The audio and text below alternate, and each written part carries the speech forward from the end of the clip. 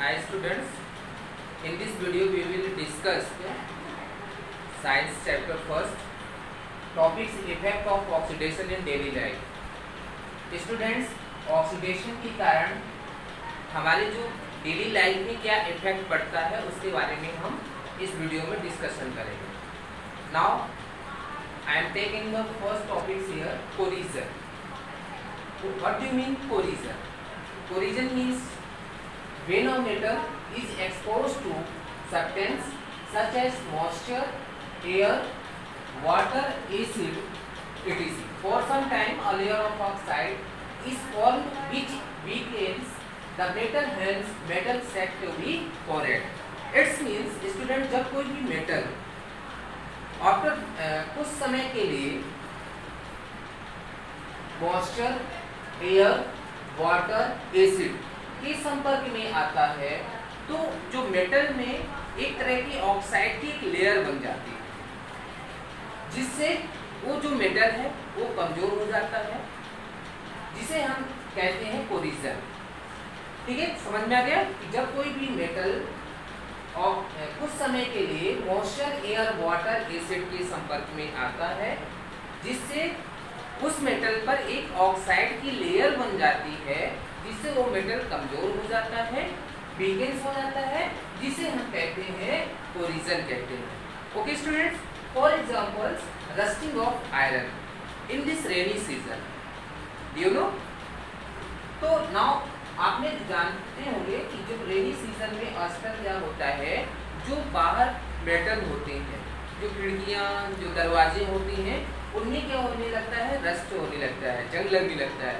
ठीक है, तो एक case cause of a corrosion.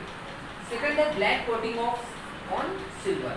Black coating on silver का मतलब ये है, आपने देखा होगा जनरली जब सिल्वर जो है हम जो भी पहनते हैं तो मोस्टली क्या देखा जाता है, धीरे धीरे वो क्या होने लगता है, ब्लैक होने लगता है.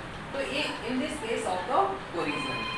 दूसरा थर्ड आपको जो एग्जांपल्स है, green coating on copper. Copper पर जो ग्रीन कोटिंग हो जाती है, ये भी क्या होता है, कोरिजन होता है.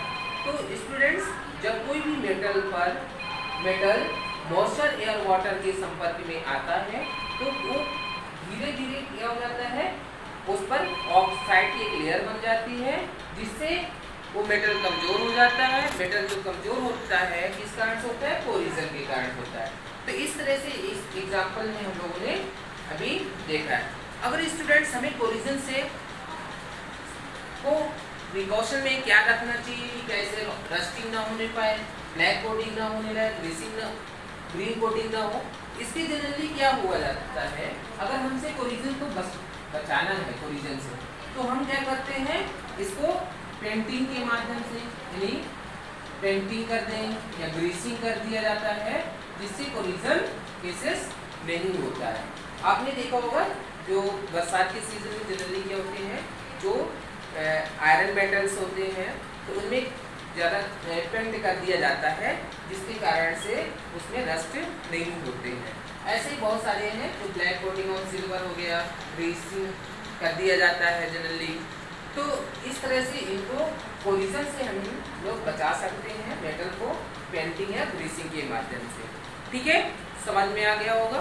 Okay, next topics. Okay students, second topic is your density. What do you mean density? The oxidation of fats and oils when exposed to air is known as density. It leads to bad smell and bad taste of food. Students, it means generally आपने देखा होगा कि जो fats है यानी भोजन है, oil में जनरली क्या होता है, जब एयर के कांटेक्ट में आते हैं तो वो क्या हो जाता है, ऑक्सीडेशन हो जाता है, जिसके कारण से उसमें क्या होता है कि बैड स्मेल आने लगती है, बैड टेस्ट ऑफ फूड, यानी भोजन का जो है स्वाद ही चेंज हो जाता है. ये सब होता है ऑक्सीडेशन की उपस्थिति के कारण. ठीक है, तो जब कोई भी फूड या ऑयल्स एयर के संपर्क में आता है तो उसमें क्या हो जाता है, ऑक्सीडेशन हो जाता है. ऑक्सीडेशन होने से उसमें क्या हो जाता है, बैड स्मेल आने लगती है और बेड उसका जो टेस्ट हो जाता है, टेस्ट है वो चेंज हो जाता है, बेड यानी टेस्ट ऑफ फूड. तो एक इसके कारण होता है रेंसिडिटी के कारण होता है, ठीक है ना। तो जब कोई भी मैंने आप फूड ऑयल ऑक्सीजन एयर की उपस्थिति में ऑक्सीडेशन हो जाता है, ऑक्सीडेशन होने को ही हम क्या कहते हैं, डेंसिडिटी कहते हैं। डेंसिडिटी के कारण उसमें क्या हो जाता है, जो फूड ऑयल्स है उसका जो है टेस्ट चेंज हो जाता है और उसका जो उसमें स्मेल आने लगती है, ठीक है ना। तो एक किसके कारण होता है, रेंसिडिटी के कारण होता है। स्टूडेंट्स आपने जनरली फॉर एग्जांपल आपने देखे जैसे चिप्स पैकेट्स हैं, चिप्स पैकेट्स में एक सपोज दैट क्या होती है, चिप्स पैकेट है, चिप्स पैकेट में क्या होता है, जनरली आपने देखा होगा इसमें एक प्रकार की गैसेस भरी रहती है, इसे हम कहते हैं नाइट्रोजन गैसेस। नाइट्रोजन गैस क्या करता है, इसमें प्रेजेंस ऑफ ऑक्सीडेशन, इसको यानी कहने का मतलब हमारे है कि नाइट्रोजन गैस क्या करता है, जो पैकेट में ऑक्सीडेशन की प्रोसेस होती है उससे क्या करता है, रोकता है।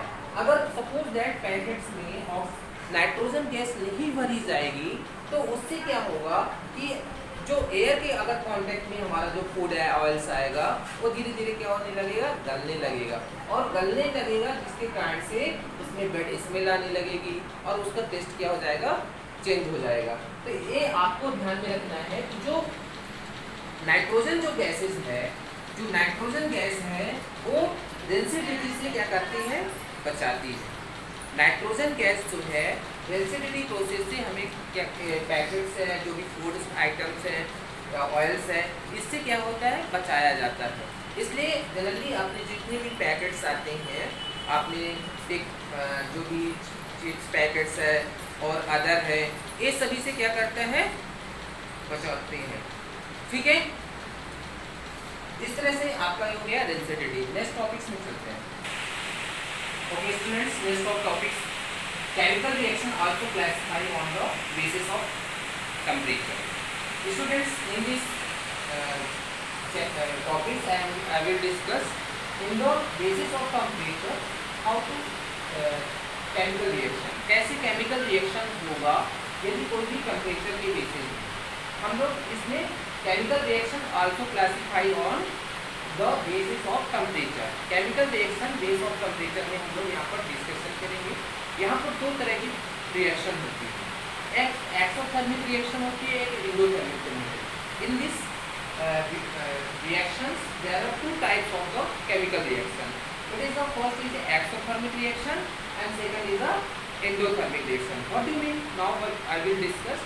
First is the exothermic reaction, a reaction in which heat is released along with formation of product called exothermic reaction। ऐसा रिएक्शन जो प्रोडक्ट बनने के साथ साथ में हीट को रिलीज करता है, एनर्जी को रिलीज करता है, तो उसे हम कहते हैं एक्सोथर्मिक रिएक्शन कहते हैं।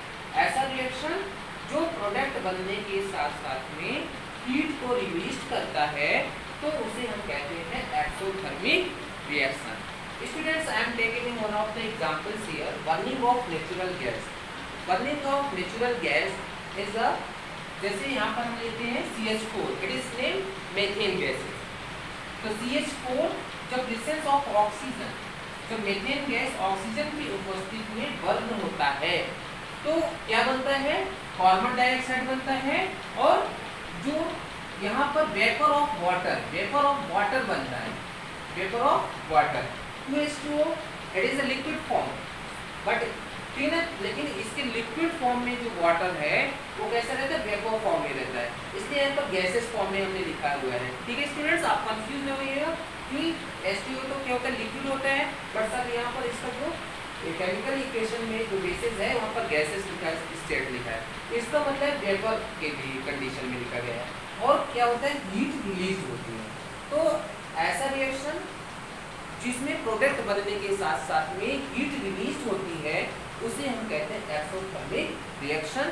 हमने एक एग्जांपल लिया कि जैसे मेथेन गैस ऑक्सीजन की उपस्थिति में केमिकल रिएक्शन करता है तो क्या बनता है, कार्बन डाइऑक्साइड बनता है और वाटर बनता है, वेपर गैसेस ऑफ वाटर, और हीट क्या होती है, रिलीज होती है।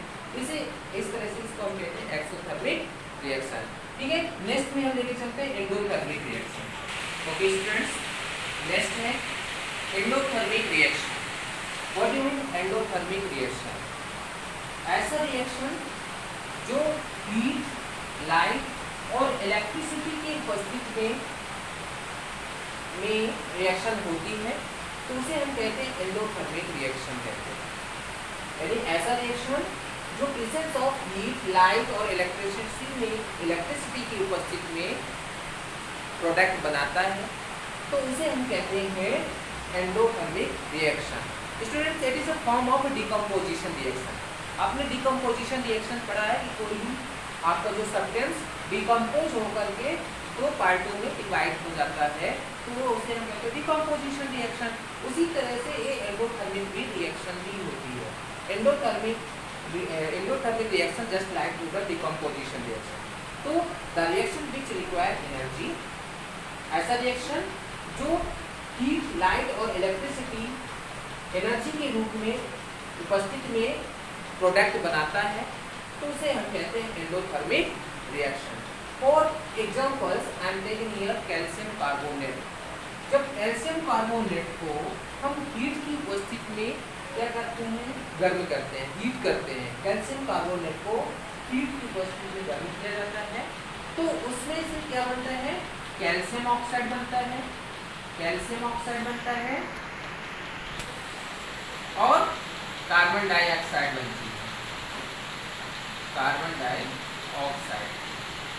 ठीक है, तो जब कोई भी सब्सटेंस हीट की उपस्थिति में रिएक्शन करता है, तो उसमें से क्या बनता है, डिकम्पोज होकर के कैल्शियम ऑक्साइड और कार्बन डाइऑक्साइड बनाता है। तो इस रिएक्शन को ही हम कहते हैं एंडोथर्मिक रिएक्शन।